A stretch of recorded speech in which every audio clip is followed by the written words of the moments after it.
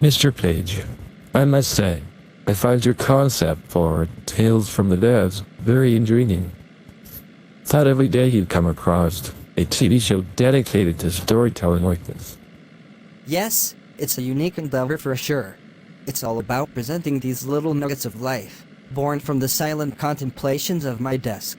Each tale is designed to provoke thought, stir emotions, and transport the audience into different realms.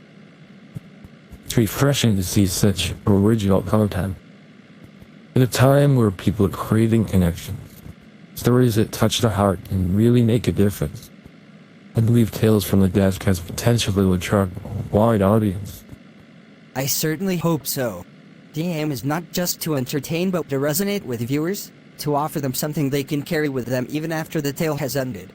You know, moments of reflection, bouts of inspiration, or even a hearty laugh. Your passion for storytelling is evident, Mr. Page. I think that's what viewers appreciate most. Seeing that passion come alive on screen. I, for one, am excited to watch the upcoming episode. Thank you for your kind words. The journey of Tales from the Desk has just begun. I hope everyone will find something to love in the stories that are yet to come. It's all about turning the page, embracing new experiences, and diving into the beauty of the narrative. Couldn't have said it better myself, Mr. Page. Here's to the success of Tales from the Desk. No wonderful stories yet to be told. Thank you, my friend. As they say, the world belongs to those who read. And in this case, to those who listen to tales, to stories and more. Well, we've arrived. I hope you have a wonderful day, Mr. Page. It's been a true honor to meet you. I'll be sure to tune into your show tonight. Thank you.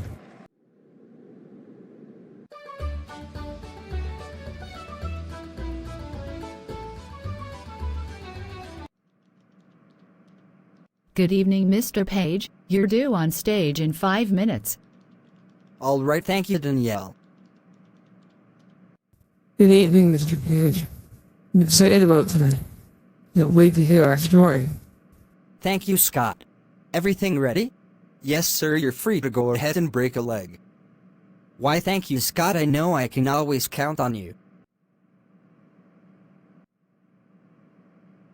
When you're ready, Mr. Page. Action.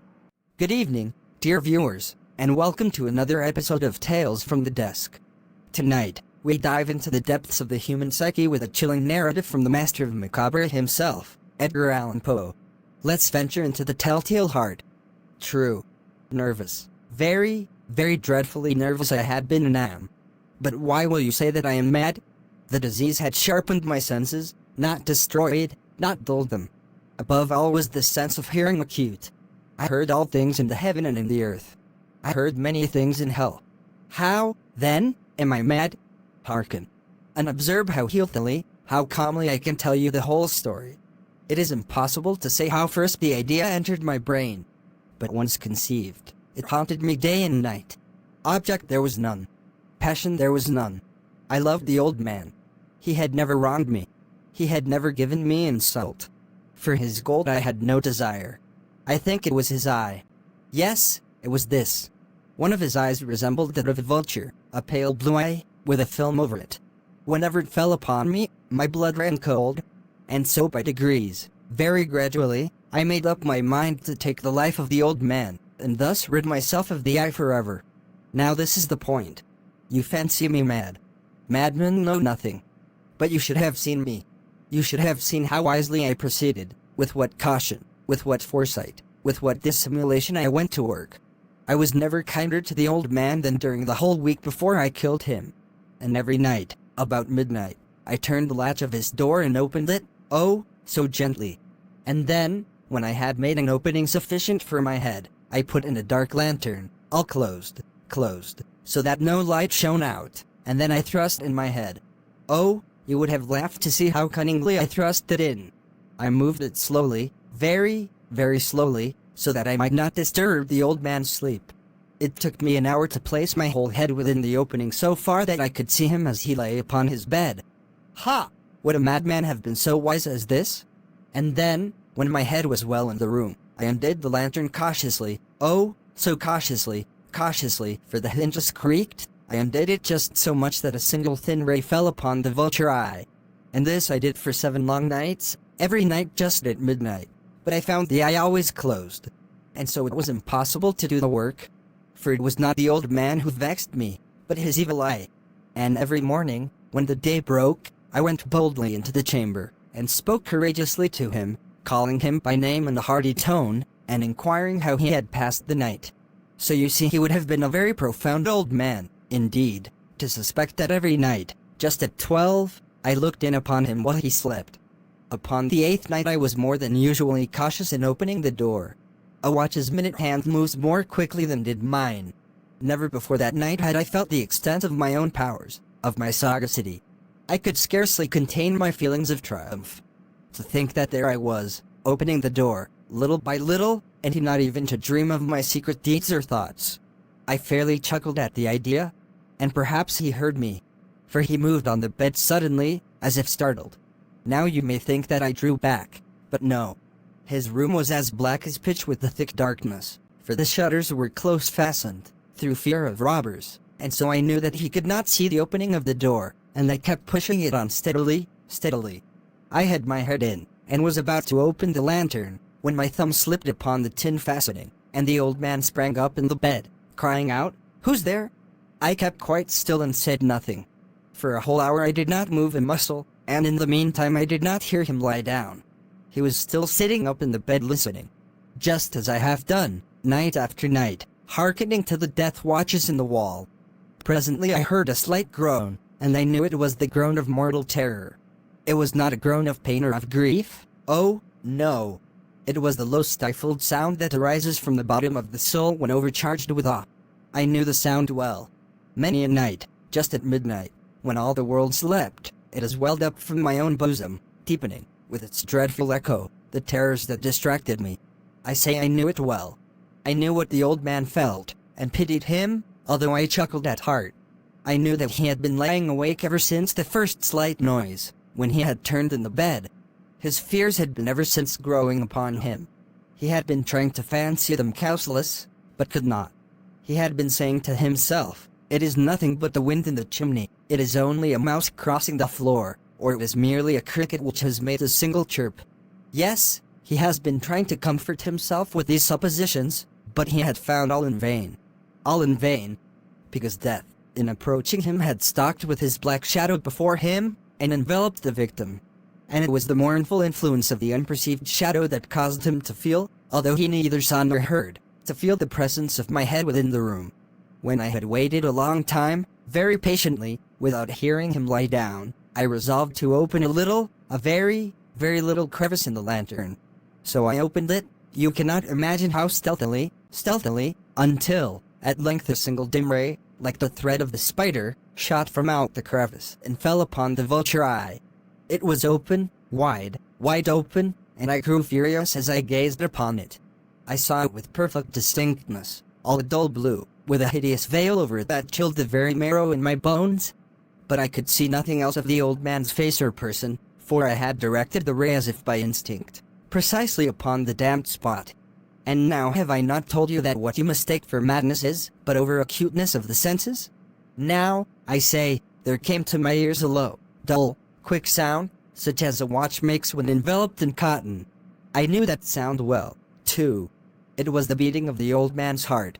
It increased my fury, as the beating of a drum stimulates the soldier into courage. But even yet I refrained and kept still. I scarcely breathed. I held the lantern motionless.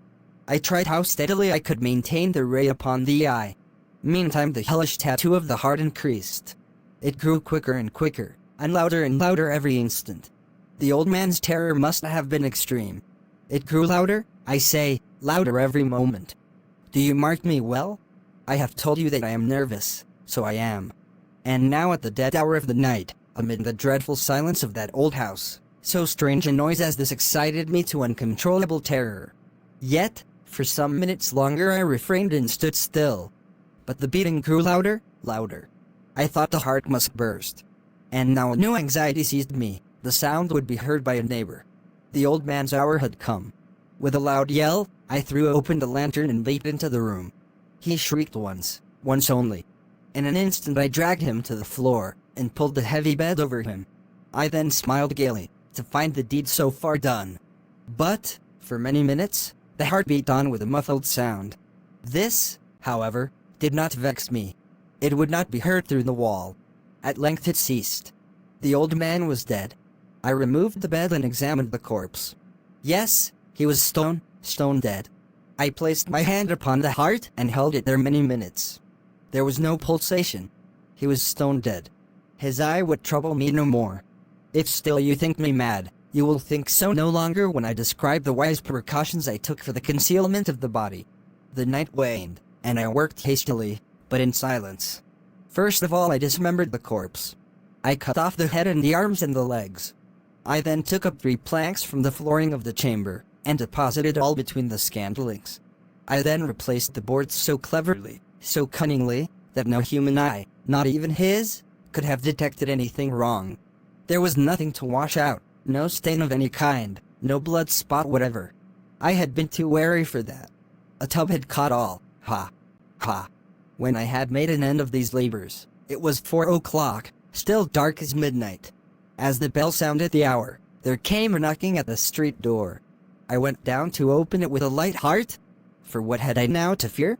There entered 3 men, who introduced themselves, with perfect suavity, as officers of the police. A shriek had been heard by a neighbor during the night. Suspicion of foul play had been aroused. Information had been lodged at the police office, and they, the officers, had been deputed to search the premises.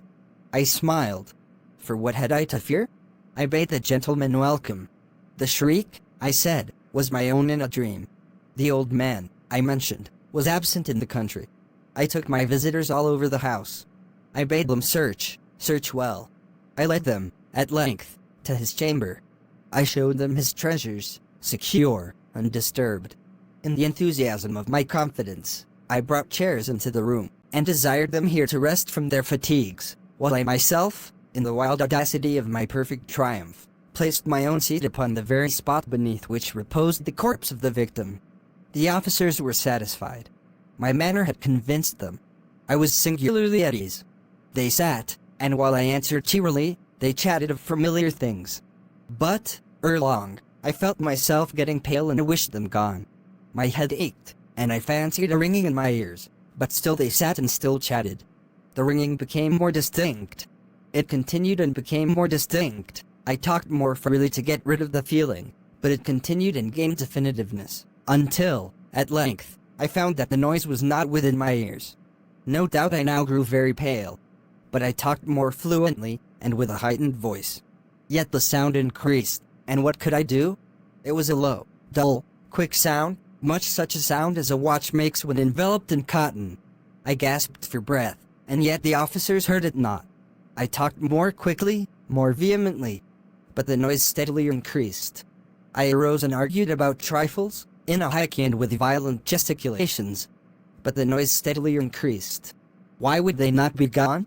I paced the floor to and fro with heavy strides, as if excited to fury by the observations of the men, but the noise steadily increased. Oh God! What could I do? I foamed, I raved, I swore. I swung the chair upon which I had been sitting, and grated it upon the boards, but the noise arose over all, and continually increased. It grew louder, louder, louder. And still the men chatted pleasantly, and smiled. Was it possible they heard not? Almighty God! No, no. They heard. They suspected. They knew. They were making a mockery of my horror. This I thought, and this I think. But anything was better than this agony. Anything was more tolerable than this derision. I could bear those hypocritical smiles no longer. I felt that I must scream or die. And now, again. Hark. Louder. Louder. Louder. Louder. Villains. I shrieked. Dissemble no more. I admit the deed. Tear up the planks. Here, here. It is the beating of his hideous heart. Thank you all so much for joining me this evening on Tales from the Desk. I'm your host, Mr. Page, and it's been a pleasure to bring these chilling stories to life for you. As we part ways tonight, remember, the whispers of the past hold countless mysteries yet to be uncovered. Until our paths cross again in the realm of the unexplained and the extraordinary, I bid you a fond and airy good night. Stay curious, stay vigilant, and above all, stay safe. Goodbye and thank you for watching.